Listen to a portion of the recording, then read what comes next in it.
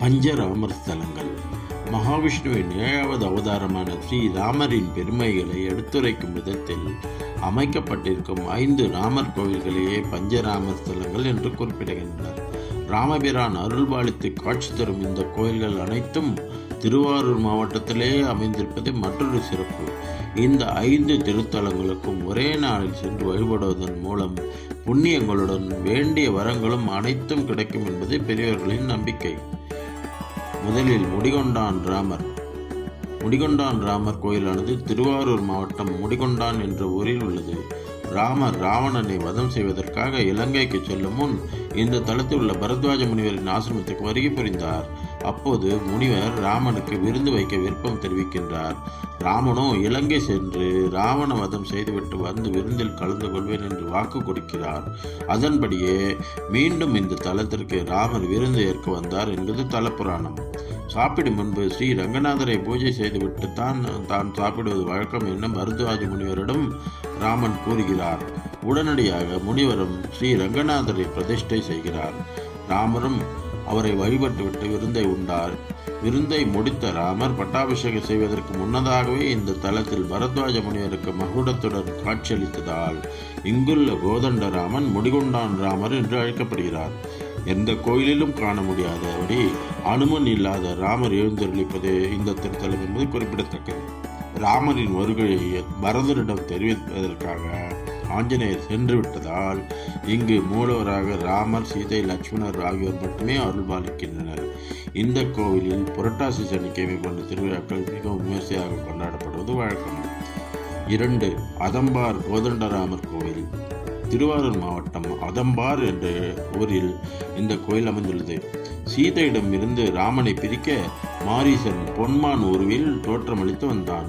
அம்மானின் தோற்றத்தில் மயங்கிய சீதா அந்த மானை பிடித்து தரும்படி ராமனிடம் கூற, அவரும் சீதையின் முகம் வாடிவிடக் கூடாதென மானை பிடிக்க சென்றார்.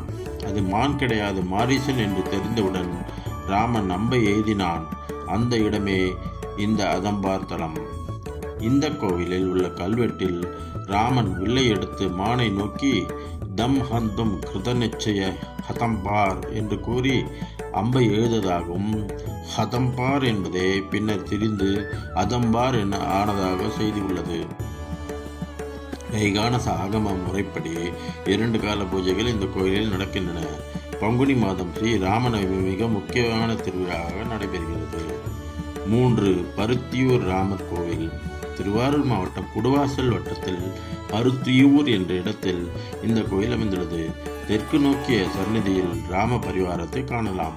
இந்த கோவிலில் வரதராஜர், மகாலட்சுமி, விஸ்வநாதர், விசாலாட்சி ஆகியோரும் சந்நிதிகளும் உள்ளன. பருத்தியூரைச் சேர்ந்த கிருஷ்ணசாமி என்பவர் இந்த கோயிலை கட்டியுள்ளார். இவர் இந்தியா முழுவதும் ராமர் காதை மற்றும் ராம பாராயணம் ஆகியவற்றை பாடி இசைத்து இந்த கோயிலை கட்டியதாக கூறப்படுகின்றது. ராமரின் அழகு நிறைந்த சிற்பங்கள் அமைந்திருக்கும் கோவிலில் இதுவும் ஒன்றாக உள்ளது. 4. தில்லை விளாகம். வீரகோதண்டராமர் கோவில். திருத்துறைப்பூண்டிக்கு அருகில் தில்லை விளாகம் பகுதியில் அமைந்துள்ள இந்த பழமையான திருக்கோயிலே இந்த தில்லை விளாகம் வீரகோதண்டராமர் கோவிலாகும். 1862ஆம் ஆண்டு வேலு என்னும் பக்தர் கனவில் அவர் கண்டவாறு குளம் வெட்டி கொண்டிருக்கும் போது பழமையான இந்த திருக்கோயில் தெரிய வந்ததாகவும் இந்த கோயிலுக்கு தல வரலாறு உண்டு. 5. வடுவூர் கோதண்டராமர் கோவில். திருவாரூர் மாவட்டத்தில் தஞ்சாவூரிலிருந்து மன்னார்குடி செல்லும் சாலையில் வடுவூர் என்ற இடத்தில் உள்ளது இந்த கோயில். தட்சிண அயோத்தி எனவும் மக்களால் வழங்கப்படுகின்றது. இந்த கோயிலில் மூலவராக கோதண்டராமர் அமைந்திருக்கிறார். இவர் மட்டுமல்லாமல் திருச்சுற்றில் ஹயக்ரீவர், விஸ்வக்சேனர், ஆண்டாள் மற்றும் ஆழ்வார்களின் சன்னதிகளும் உள்ளது. இந்த ராமரிடம் வேண்டிக் கொண்டால் பெற்றோர் சொல் கேட்கும் குழந்தைகள் பிறப்பார்கள் எனவும் நியாய சிந்தனைகள் உண்டாகும் என்றும் நம்பப்படுகிறது. இந்த கோவிலில் வேண்டியது நிறைவேறினால் திருமஞ்சனம் செய்து நேர்த்திக்கடன் செலுத்தும் பழக்கமும் உண்டு.